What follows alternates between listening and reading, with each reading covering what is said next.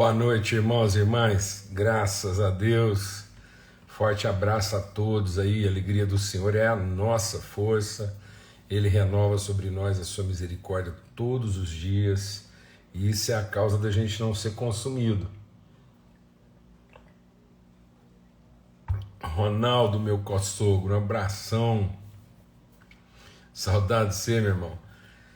Tava vendo umas imagens do nosso querido Sir John, o João Bretas aqui, alegria, né? Ver ele andando e evoluindo, e matraca solta, né? Querendo falar, muito bom, alegria, privilégio, né? De ser família, privilégio nessa mesa aqui de alegria, de amizade. Como eu sou grato a Deus por desfrutar desse ambiente aqui de amizade, de companhia, de afeto, de respeito, de honra.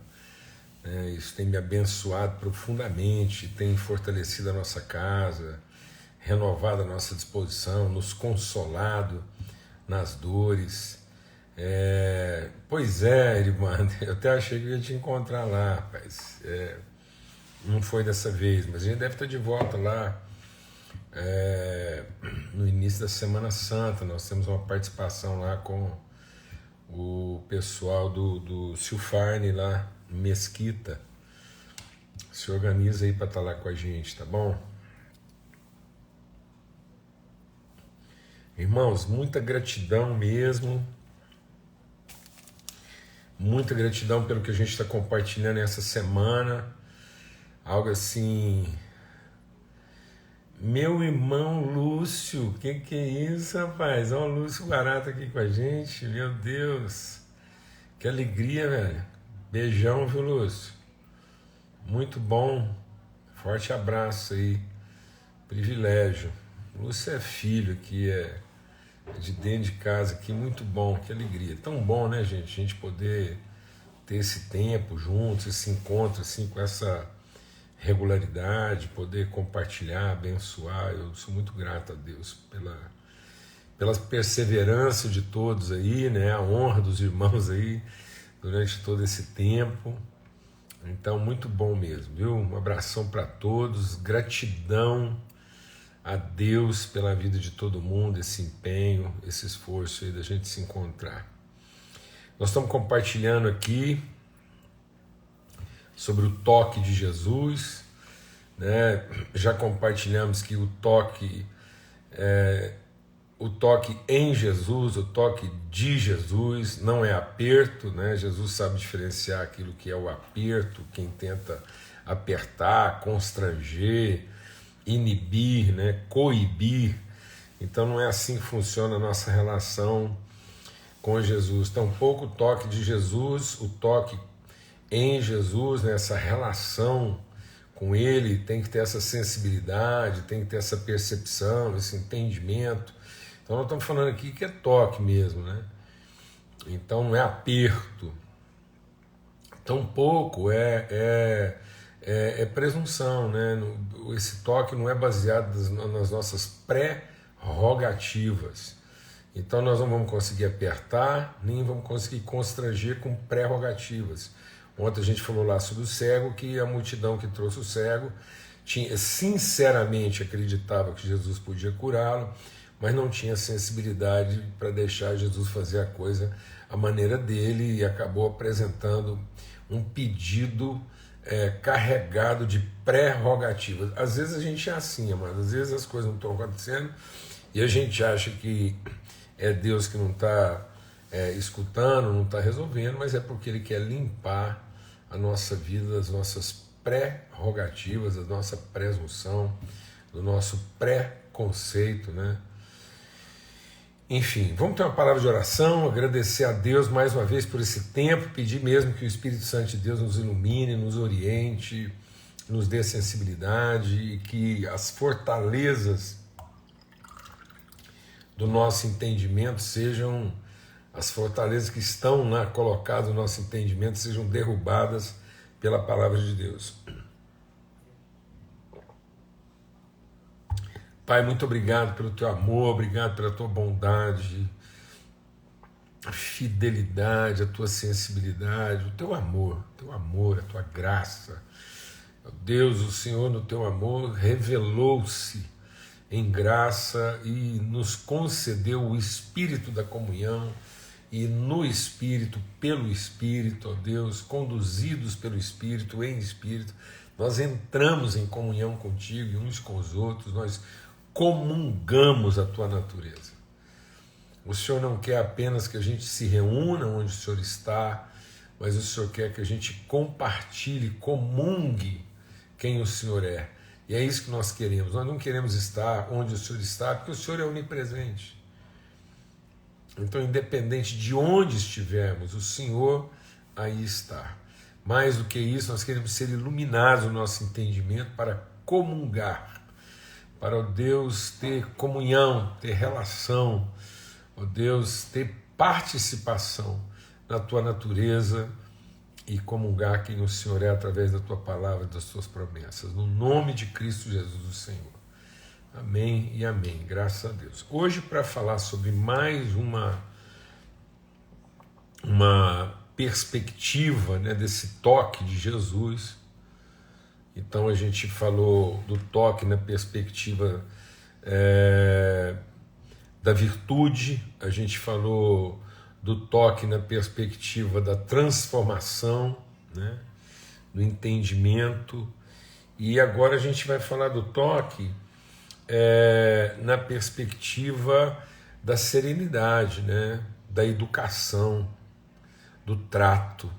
Então, o toque como expressão de trato, de respeito. Então, na primeira vivência do toque aqui, a gente entendeu que o toque é para transmitir virtude. Ontem a gente compartilhou entendendo que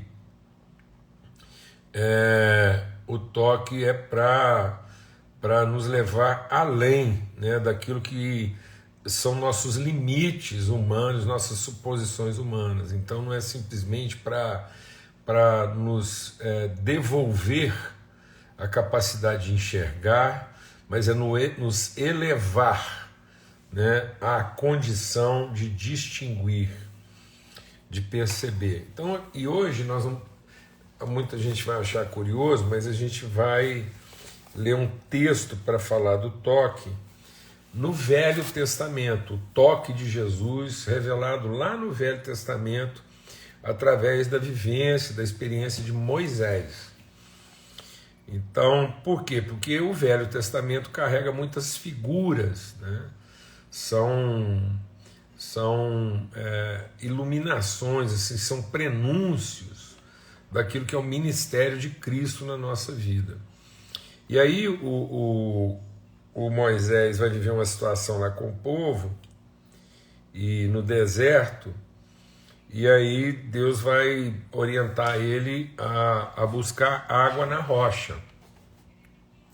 Então, quem é a rocha de onde flui os rios de água viva, fluem os rios de água viva? É Cristo.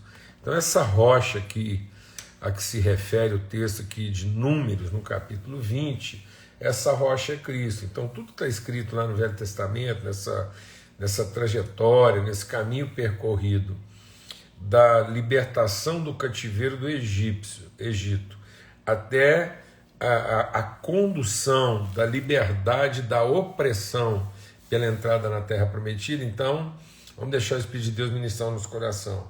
Está sobre mim, Jesus falou, né? Jesus falou, está sobre mim o Espírito, e Ele me preparou, Ele me ungiu para proclamar boas novas, né, aos pobres, e aí para fazer o quê? Para proclamar liberdade ao cativo, dar vista ao cego e conduzir, levar a liberdade aos oprimidos. Então tem a proclamação da liberdade ao cativo, mas também tem o processo de iluminação do entendimento para conduzir à libertação da opressão. Então tudo que está lá escrito aqui no Velho Testamento é uma figura pedagógica, como, né, o próprio escritor da carta aos Hebreus diz que tudo aquilo que foi escrito em relação a Moisés, o templo lá, o tabernáculo, tudo aquilo era uma parábola que indicava aquilo que se revelaria de maneira plena na pessoa de Cristo Jesus. Então agora vamos voltar ao texto aqui de Números, capítulo 20, para a gente meditar sobre mais um aspecto, uma característica do que significa esse tocar em Jesus ou ser tocado por Ele. E ele diz assim, capítulo 20, verso 1, chegando os discípulos de Israel, toda a congregação ao deserto de Zim, no mês primeiro, o povo ficou em Cádiz. Desculpa, eu estou lendo no versículo primeiro e a história que eu quero é a partir do verso 7. A gente não precisa ler os... Então tá aqui, verso 7. E o Senhor falou a Moisés, dizendo, toma a vara e ajunta a congregação, tu e Arão, teu irmão, e fala a rocha perante os seus olhos, e ela dará a sua água. Assim lhes tirarás a água da rocha, e darás a beber à congregação e aos seus animais.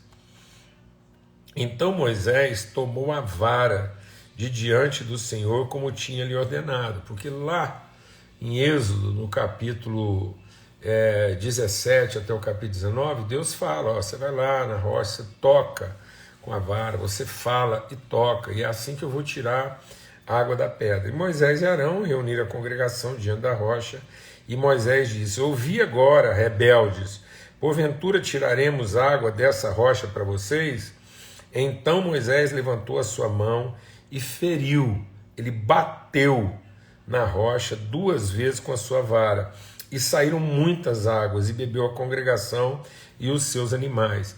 E o Senhor disse a Moisés e Arão, porque vocês não creram em mim, para me santificar diante dos filhos de Israel, por isso não metereis essa congregação na terra que lhes tenho dado. Essas são as águas de Meribá, porque os filhos de Israel contenderam com o Senhor, e o Senhor se santificou neles.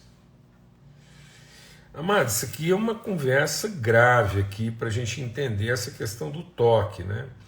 O toque que comunica virtude, então não podemos confundir a nossa relação com Deus, a nossa relação com Cristo, com a pessoa de Jesus. E aí nós estamos falando da pessoa de Jesus, cabeça e corpo, né? Nossa relação não só com Deus, mas com Cristo, uns com os outros.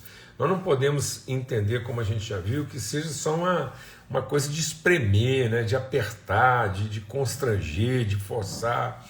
Não, não é isso, né? É virtuoso, é para transmitir virtude, não é para ter a questão resolvida imediatamente. Depois a gente compartilhou sobre essa questão assim de não ser de acordo com o que as pessoas já determinam, né? Essa pressa de ter o problema resolvido na forma como as pessoas querem vê-lo resolvido. Então o toque tem essa sutileza, tem essa complexidade, né? O toque de Jesus, o nosso toque em Jesus nos desafia, né, a uma interioridade, a certas percepções íntimas. Então Jesus está falando lá, olha, todo mundo falando assim, como você pode dizer que alguém te toca, está todo mundo te apertando? Então a gente vai ficando meio insensível. Essa coisa do aperto, de querer o problema resolvido a qualquer custo, as preocupações dessa vida, vão fazendo com que a gente perca essa sensibilidade da interioridade. Vai também fazendo com que a gente queira resolver tudo na nossa lógica, né? Na nossa forma, na nossa maneira. E aí a multidão fala assim, viemos aqui para o senhor tocar e curar ele. Jesus tira o cego dessa condição. E para a gente entender que a pedagogia vai por aí, ele toca uma vez e pergunta, e aí? Ele fala, eu estou enxergando, não sou mais cego não, estou enxergando. Mas eu não vejo assim muita diferença entre homens e árvores, a não ser o fato de que os homens andam. Então é uma coisa de perceber só forma e movimento. E às vezes a gente está assim, a gente não tocou, né? A gente não teve essa comunicação de virtude, então a gente está condicionado à forma e movimento. É dessa forma que tem que ser feito, é com essa metodologia, com essa estrutura. E agora, nós vamos perceber uma outra coisa grave nas nossas relações, que é a raiva. A raiva. A agressividade. E aí, nos momentos de tensão, porque é tenso, a vida é tensa, é pressão. Mas não é porque está tenso, não é porque nós estamos sob pressão, não é porque o povo está nos pressionando, não é porque a situação é difícil, é urgente, o problema é grave, que nós podemos nos permitir a grosseria, a violência. E aí, nesse sentido,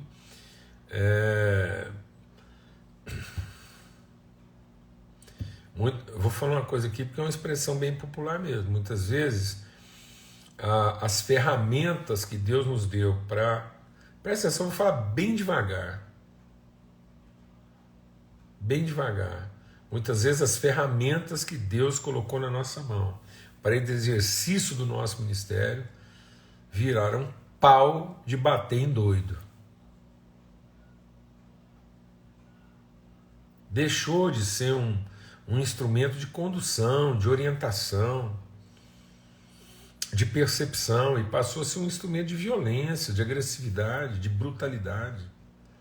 Há muita brutalidade envolvida na proclamação do Evangelho hoje. Há muita truculência permitida. Há muita linguagem chula, agressiva. A Bíblia diz que seria assim, uma abominação chamar o nosso irmão de tolo. E hoje os xingamentos já ultrapassaram esse limite. E aí, presta atenção, Moisés, vamos deixar o Espírito de Deus ministrar o nosso coração. Moisés não perdeu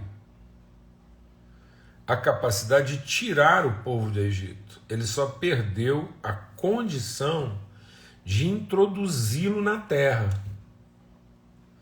Então nós não estamos percebendo isso, que a gente foi chamado a tirar um povo do Egito, e isso não é o fim. O fim do nosso ministério não é libertar o povo do Egito. Isso é apenas um meio de reconduzir o povo de Deus ao propósito de ocupar a terra.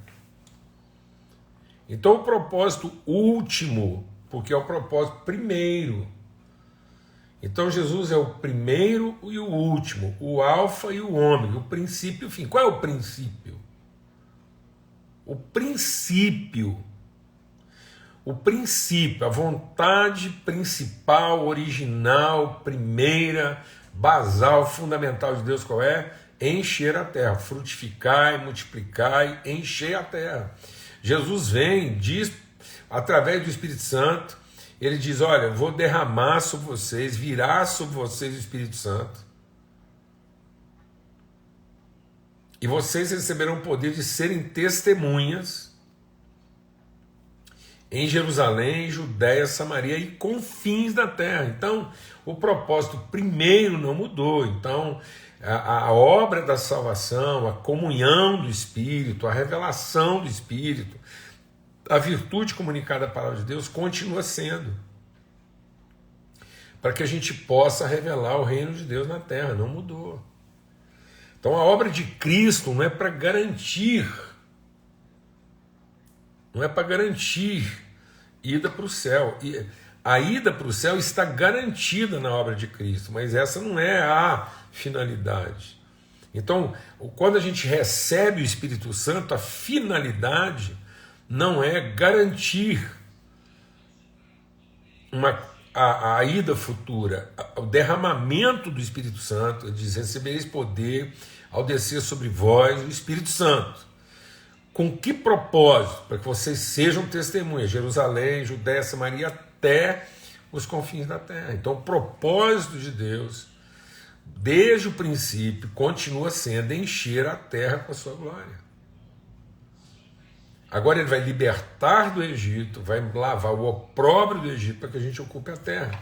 E aí Moisés e o Arão aqui, eles não perdem a capacidade primeira e primária de tirar o povo do Egito, mas eles não alcançaram, Moisés e Arão não alcançaram, eles pessoalmente como líderes, o propósito da vida deles, de introduzir o povo na terra prometida.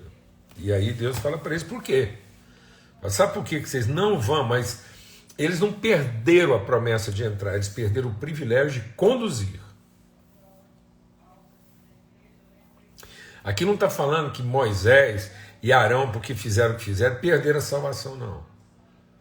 Eles vão entrar, tanto é que o Moisés depois vem lá na transfiguração de Jesus, está lá o Elias e o Moisés no monte da transfiguração, e o Moisés pisa a terra prometida ao lado de Cristo, ao lado do Filho. Então, ninguém está falando de perder a salvação e não entrar lá, né, na eternidade gloriosa. O que está falando é o seguinte: eles perderam a oportunidade de dizer assim, ó, porquanto vocês não creram, vocês não vão introduzir esse povo na terra prometida. Então, o que está acontecendo hoje?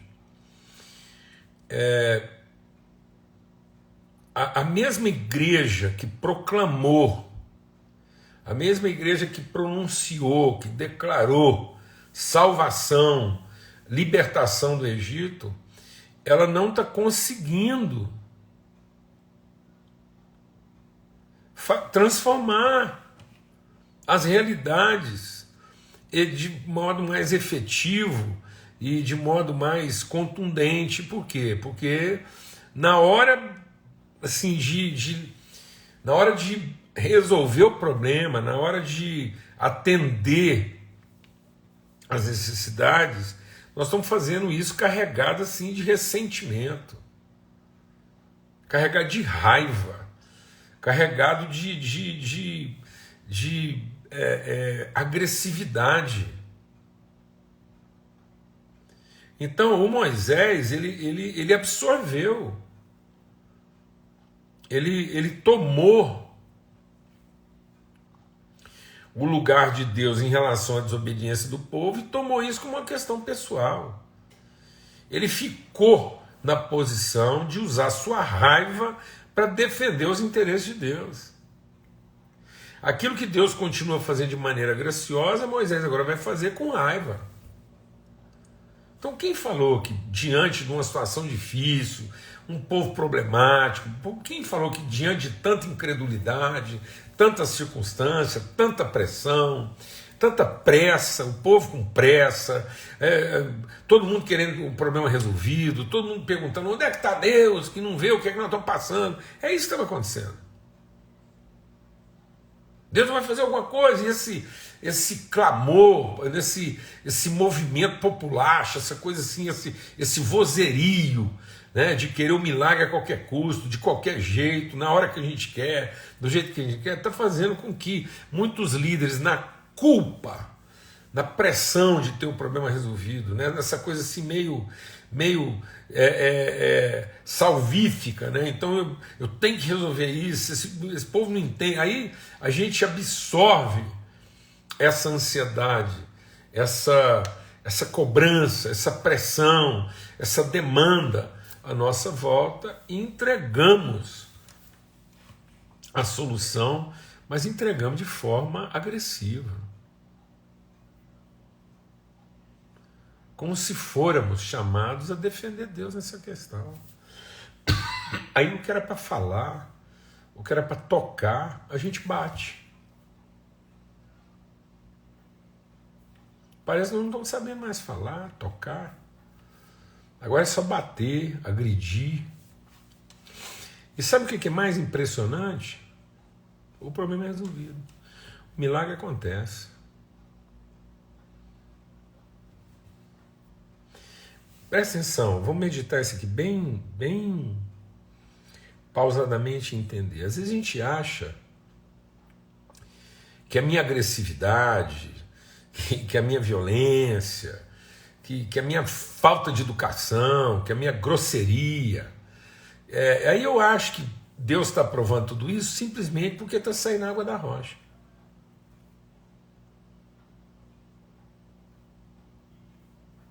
Simplesmente porque o milagre está acontecendo. Então vou te falar uma coisa, né? Moisés foi grosso, violento, se deixou tomar de violência, perdeu o sentido, agiu com raiva, e mesmo assim, o milagre aconteceu. Porque Deus permanece fiel, porque não pode ser infiel a si mesmo, mesmo quando nós somos infiéis. Então, mesmo a nossa infidelidade, a parte de Deus ele vai cumprir. Ele prometeu que teria água, ele vai dar água. Ele prometeu que ia cuidar do povo, ele vai dar. Está lá. Então ninguém pense que porque lá no meu ministério, mesmo que eu perdi a linha, no meu ministério eu perdi a linha, estou falando o que eu quero, do jeito que eu quero, usando a palavra de Deus de forma agressiva, violenta, truculenta, abusiva, e porque o milagre está acontecendo, Deus está aprovando. Não.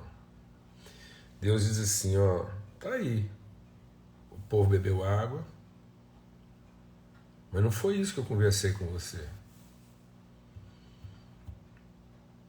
E aí você vai ser aquele que deu água para o povo, mas não vai ser aquele que o introduziu na terra prometida.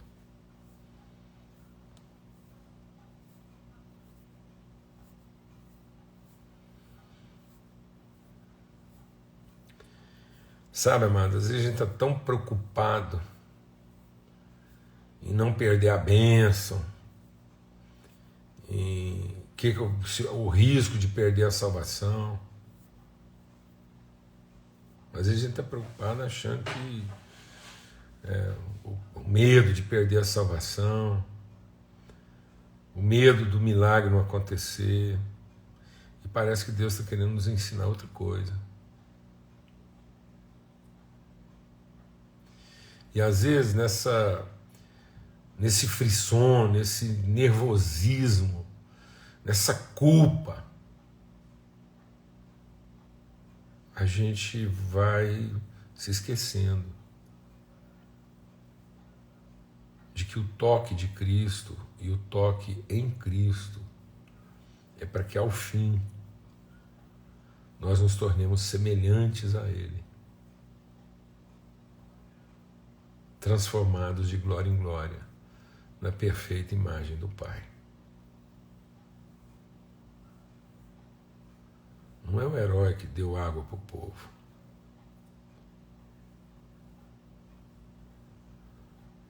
É o homem que ensinou e pôde ser testemunho de uma maneira gentil, educada,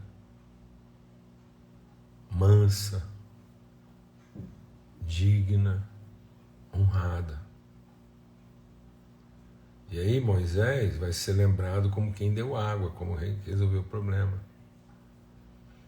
Mas ele foi privado do privilégio de ser o tipo de pessoa, o tipo de gente, de humano ser que Deus quer formar e que leva as pessoas a entrar na terra prometida.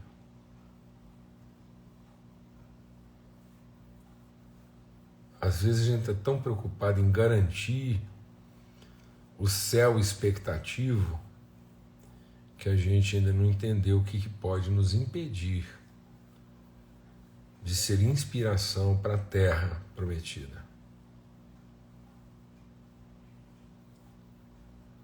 É muito fácil a gente se vitimizar. É muito fácil a gente ficar nesse lugar de achar que Deus está ofendido e que nós temos que tomar a posição de defendê-lo.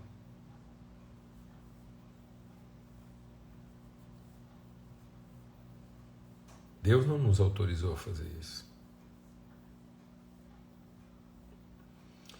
Deus não nos autorizou e nem nos chamou para fazer juízo. Deus nos levantou para fazer justiça. Amém, irmãos? O toque de Jesus. O toque de Jesus é suave. É falar e não gritar. É tocar e não bater. O toque de Jesus é um toque sensível, de quem ama. Amém? É um toque de falar e de tocar, e não de gritar e de bater. A paz de Cristo seja sobre todos. Em nome de Cristo Jesus, o Senhor. Um forte abraço. Que todos sejamos tocados e aprendamos a tocar. Em nome de Cristo Jesus. Até amanhã, se Deus quiser. Eu queria... raramente a gente faz isso, mas essa reflexão de hoje, eu queria convidar você a enviar isso para outras pessoas. Porque isso aqui é uma situação mais grave e mais comum do que a gente possa imaginar. E a obra vai continuar sendo feita, os milagres vão continuar acontecendo, Deus vai continuar dando água para quem tem sede, mas muitas pessoas serão privadas de serem instrumentos, exemplo, referência de condução à promessa. Amém. Forte abraço. Fica na paz. Até amanhã, se Deus quiser.